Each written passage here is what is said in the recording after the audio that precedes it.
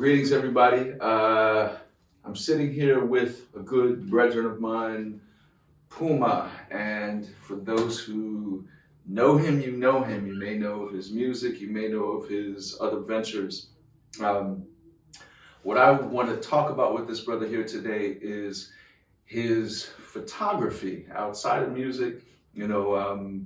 I've been impressed since day one with your work and watching what you've been doing since I've known you. And we have collaborated on a video that's going to be released in probably the next month, 2 months to come.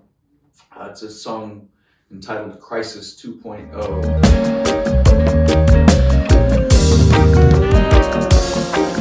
Getting tired. But your bumpers cry. Mine like a wire.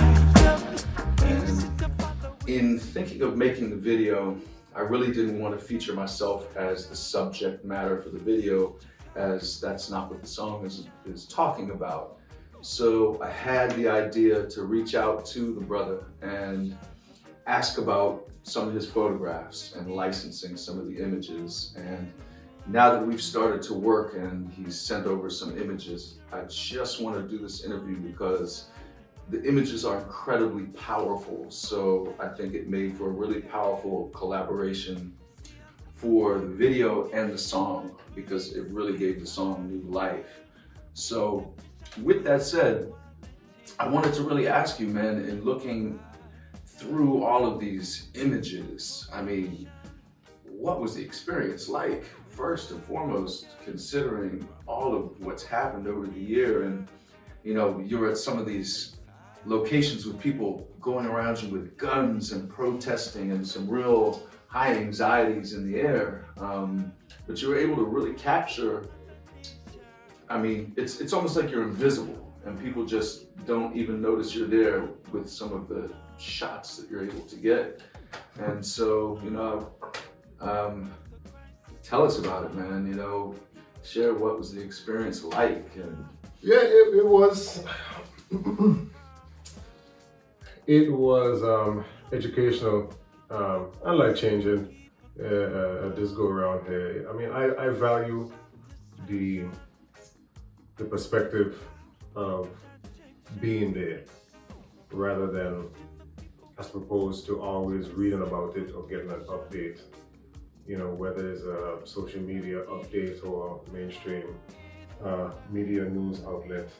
The perspective of actually being there, especially with a camera, seeing, it's a different perspective.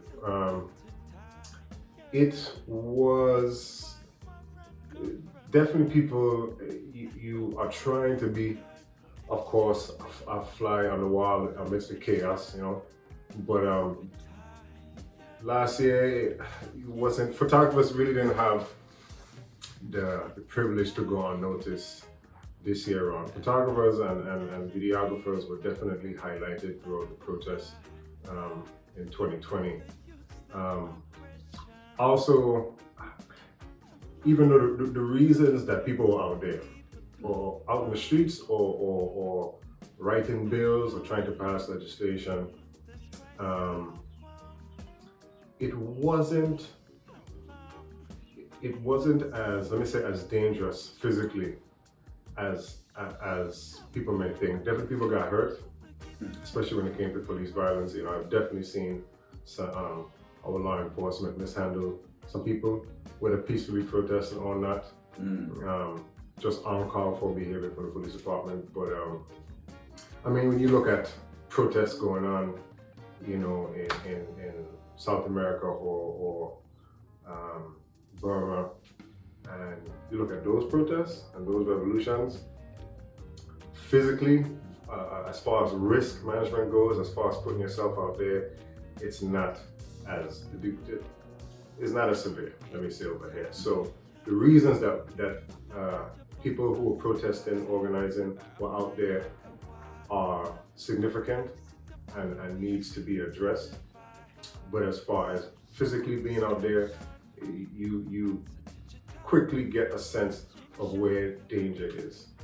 Do you think that's a change from how it's been in the past? In looking back, say, pre-COVID,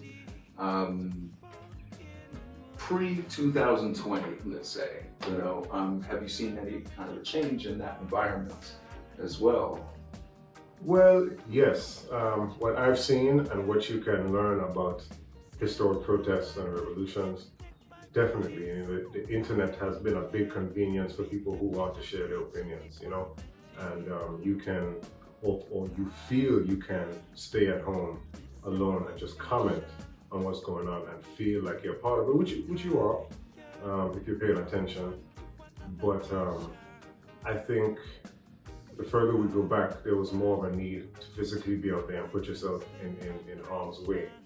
And because that's sometimes, unfortunately, that's what it takes to get your point across, or to get, you know, any kind of law passed, or to get somebody to listen to you. Unfortunately, sometimes it calls for incarceration or bloodshed or physical harm and to be offended, you know. So I've definitely seen, you know, you look at civil rights protests, you look at other protests around the world, and currently what's going on right now, people are, there are certain protests and organizers know that you have to physically put yourself in harm's way when it comes to a certain cause. And there are certain people who feel like social media is their way to protest. And, you know, there's different risks for both avenues, you know. You know, well, protest and civil disobedience and things like that have also been historically part of, you know, many things. You know, even looking back where people were voluntarily going to jail, you know, under the leadership of, you know, people like Martin Luther King during the bus boycotts and, you know, trying to deal with segregation in the South, and how that has played a historical role as well, to where we are in current, you know, here today, and in current times. And, you know, with everything that took place this year, it was almost like just this influx of events, you know, and some of the things like, you know, the Black Lives Matter, that whole, I don't want to call it a protest because it's a movement. It's way beyond that, and it's a part of something that's existed for a lot longer. It just grew into this because of where we are today, and the need for, you know, really putting that now in the forefront of people's attention, to say that, you know, this is where we are today, that we're making a stand. And a lot of the images you had from some of those rallies are really, really very powerful. Thank you. You know, and you're seeing people just in the street with guns, but then the variety of people who are carrying firearms publicly is also very interesting to me, because you see some people who look like young people, you know, from different walks of life to, even as you stated, politicians. Right. And so it's almost as if there's a statement being made by doing this. And yeah, as far as guns go, I think there was a wide variety of reasons why people were committing open carry, especially in Richmond, Virginia, where I'm at. They have a more traditional, and they believe a constitutional, they have their interpretation of the Constitution is, you know, a God-given right to carry a firearm, to protect yourself, you know. Right. But what I was within, you know, the whole Second Amendment argument or defense, what I saw, one of the main reasons I was shooting, you know, I'm not a high photojournalist, you know, I mean, I've collaborated, and again, I'm out there from my own perspective, but there were two communities that were at war for certain reasons, politically, but at the same time, they were also speaking on the same topic. They were in agreement on one topic, and those communities found each other, you know, and they rallied around Second Amendment rights, you know. There's an African American community that would like to have a say on gun laws, you know, on how they wish and choose to police their own communities, their own families, their own communities. And there was also another group who people saw as white supremacists, and racists and white nationalists, and to a large degree they've made that known, but they also were also fighting for less restrictions on gun laws, to be able to protect their families, themselves, and their communities, So at a certain point, I saw these communities come together that were once upon a time, physically going at it in the street because of, I'm a conservative, I'm a Democratic, I'm a progressive, and Second Amendment brought these two communities to a common ground, yeah. And they had an agreement on what a police department should look like, as far as their budget and as far as gun laws and how they have a say within their communities, So as far as the guns, it was a scary thing, I went out to one of the largest gun rallies. It was in 2020, I'm sorry, and Virginia was about to pass its gun laws, and there was a lot of restrictions. They're trying to get rid of automatic weapons. You couldn't loan a gun to a friend or family member without permission. One handgun a month. People were not having that. So people from all over the country came to Richmond, Virginia, and protested in front of the Capitol building. It was almost like 20,000 people out there. It looked like a U.S. Army was out there. And it was the most bizarre thing because my lady did not want me going to waking up 7 o'clock in the morning to go to this protest, Right. And to go take pictures, a person of color, light skin, where they still see me as different, Yeah. But you went there, and it was, I had no issues having conversations with people there. Some people were like, I never felt more safer being at an event like that. I have a different opinion, but I walked away from that event with a lot of different perspectives on why people carry guns. Some people are carrying guns that live out of the city. Some people have guns that live in the city. That's two different lifestyles right there, two different reasons for having a gun, Sure. And so it was something as simple as that. I had to rethink and know that there were different reasons why people want to carry a gun, But that conversation is still happening. Laws have gotten changed, but still it was a very uneasy thing to see people freely walking around in the streets with automatic rifles, military grade guns. It's a provocative image, that's for sure. Yeah, when people own them guns, but to see them walking around so freely, it really was shocking. provokes the mind of people when Yeah. we're watching it from the safety and comfort of our own home, whether it be by phone or on the television set, Right. that this is what's happening. Which is why it's important to sometimes, as easier said than done, to tell somebody, you should go down to that rally. People are like, True. I'm not going down there, but it's like, if you go down and you talk to them, people always saying the country needs to have this conversation. True. But when you have the majority of people in the streets, on one side of the street, one side, there's no conversation going on. There's very little, and you have this percentage of people, the communities who need to have the conversation, and they've planned and then they scheduled via social media and emails, and they've gotten themselves there without any kind of political help. And when you get the people there, there's no conversation going on. There's only divide, It's a sad thing, very frustrating thing to see. That we saw a bit of too, just in the little bit that we did in going down to some of the Black Lives protests in DC, that there was some antagonization going on with some people trying to provoke the police, which to me is very, it's not a good reflection on, what people are there for to begin with. Right, exactly. And so there's always going to be those divides, from riots to things that actually help the movement progress. But now when you see these images and you are seeing these things of like open carry, and in the same, span of time we're dealing with issues of, civil rights, but not just civil rights, but civil rights according to Black people. We're not talking about across the board. We're talking about it's one group of people that we're saying we want our voice to be heard. Do you think that there was a correlation even between those two things, or an impact, from those things occurring simultaneously? There was an impact. The impact has always been, people, they might not say we don't believe in equal rights, but in action they say it. And this was a time where Black people were saying you might say it on paper, you might say it with your tongue, but in action you don't speak. You're not living that way. George Washington, a lot of other people important to the country, Robert E. Lee, they all believed slavery was wrong. That's what they said. They have documentation to prove that they felt something was wrong with this being a part of the economic system. And then we try to justify it by George Washington, freed his slaves when he died. But he had his beliefs way before he died.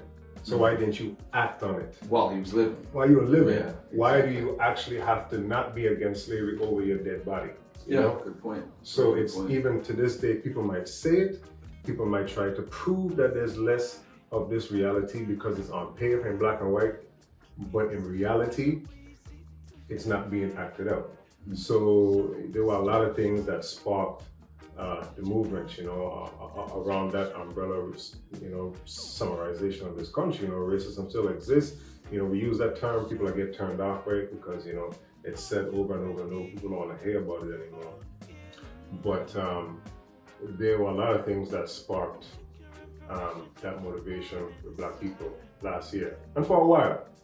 And it snowballed into some changes. A lot of things good happened out of it, but every generation misses something. I think there's still some changes, clearly, that are going to hopefully happen in the long term, but it won't happen overnight.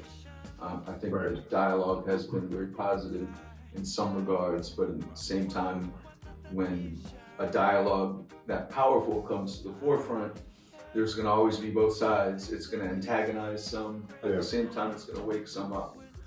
Some people will be able to now see from a new lens, a new perspective. But some people are going to get shook up and they're going to go down fighting. Because, but if the conversation if those, whatever group, political group or community or race or whatever, if whatever entities are involved don't communicate, man, they won't see what we do have in common, It's like, we might disagree on this. Let's put this on the side for the second. And what we believe, it would be beneficial to our communities, our families, ourselves. So let's go and take on this together. And in the midst of all of that, we're gonna learn so much about each other. We're gonna find out we have more similarities, I agree. So, and then we can work on that. So that's when I'm out there with the camera, it's easy to point a camera at chaos and, evoking emotion from a viewer, but I'm trying to go out and find evidence that the opposing sides were trying to make an effort to find some kind of common ground. It's easier said than done, but it was evidence of that though. I think you actually did a really good job at that in looking at just the amount that we used for this project, that they're very much images that show both sides clearly. It's not just one perspective from your camera lens. You're really seeing the variety of people, the way they're acting and interacting. It captures that moment in time really, really well. People getting more sensitive to that though, to photography. And like this last summer, the summer of 2020 was, even 2017 when I moved to Richmond, it was an issue with photographers, people recording these events. There's a backlash against photographers. I feel like there's always been a backlash against capturing a scene candidly, but moving to Richmond was the first time I ever was told by a protester organizer who I had more in common with, that told me that we don't want you here, Wow. You're not helping our position move forward, Wow. And I was in total disagreement, but I've never received that pushback before. Interesting. So that was a whole another learning curve, how to check myself. What I'm doing wrong, am I doing anything wrong? Very interesting. Am I telling the story wrong? Am I hurting anybody? you know, the argument of you putting me on Facebook and you putting me in harm's way and I'm getting death threats and you might make me get arrested, you know, with identity, this technology that can identify you, you know, when you're out in public. I have less of an ethical argument about that. If you're out in public, especially, you know, at a protest, you know, I expect to be documented, you know. Well, legally, from what I understand, if I... And that's what the ethical, I mean, legally, yes. If you're on a public space, you know, you can be photographed. Yeah. But then it comes the part where somebody comes and tell you, hey, I don't feel like being on camera. Right, You know? And you know, I feel like you're not going to put me in a safe zone, you know, and that's a hard decision to make. It's a hard decision to make because if I see a police officer, which I have saw, drag a woman, a young woman, a college student across the pavement, I'm gonna photograph that. I can't go and ask, you know, the victim, you know, hey, while your hair is being pulled down and your body is exposed by this, you know, male officer, you know, can you, you know, can I take the picture? You know, you have to take that. You have to take the picture. You have to do because it. 20, 30 years from now, somebody might say this never happened. You know, and now you have evidence that it did happen. True. Yeah, it worked really, really well with, I mean, with what we were trying to do and capture and with, you know, the statement of the song, it just coincided perfectly. It really worked well. You know, it's interesting what we experienced over the course of the past year, and you know, for me, I'm not a photographer, so if I'm going to go to a protest, I'm just witnessing. Yeah. I'm just taking in what I see. What you see like a photographer, though. Indeed, yeah. I record. Yeah. You know, and I can't help but take mental notes and pictures. Right, exactly. Some people look, but some people see. A lot of people see, though. You know, see, I look at this different thing, and you just see. So I know you know what I'm seeing, also. You know? But you know, I definitely would have to say I commend you on the work, and really grateful to be able to collaborate for something like this, because I think it's like a piece of music is a statement in itself, by itself, but to add this element has given it, to me, new life and makes something new from the song, because combined with these images, now with the words, it really is, it's a new message. And that's how it's supposed, that's one way of that, specifically photographers and videographers, you know, message their reasons for being out there and their opinions, you know, and their perspective, you know, furthers, you know, I can't just take a picture and, you know, post it on social media and get likes and that's it, you know what I mean? I have to do something further, you know, so it's things like photo exhibits, you know, or collaborations in magazines, or collaborating with a musician who have a music video, you know, and can, you know, only add to getting the story out, the reason why people were out there, you know. You only added to it, you know, and you brought attention to several different cities, especially small towns whose story might have been ignored or couldn't be reached, you know. Richmond is a small city, you know, Richmond is a small place where a lot happened. You know, Virginia is ground zero for what we're talking about, you know. Indeed, you're right. But it eventually got the exposure, and you helped with that. But I think it was an honor to be able to collaborate and to be able to place those images along your song, right? You know, because it felt like I'm helping somebody else complete, you know, their storytelling, and you definitely helped me to complete my storytelling. That's true. Yes, for sure. Well, you know, with that said, I know we're running out of light over here, so our shot might not be looking so good at this point, but I definitely want to thank you, man, for coming through and talking about it. And, you know, I want to bring light to this brother's work as well, because not only his photography, but he's a very powerful songwriter as well. This brother has a lot to say and contribute to the community, whether it be art, music, just the whole community at large, which is really representing us here worldwide and representing the story, who we are, our collective experience here to people around the world. And so, you know, I'm definitely grateful, man. I'm real thankful for it. Forward movements, brother. Yeah. Forward movements, yo. For sure. Give thanks, my sisters. So to everybody out there, many blessings. Check my brother Puma Ptah, his work, whether it be on stage, on tape, visual images, I&I Visions, right? Yeah, I&I Vision, the I&I Visions, I&I you can check, I&IVisions.com. Look for the video Crisis 2.0. It will be coming very soon. So much love and respect. Big tune, big tune. Thanks.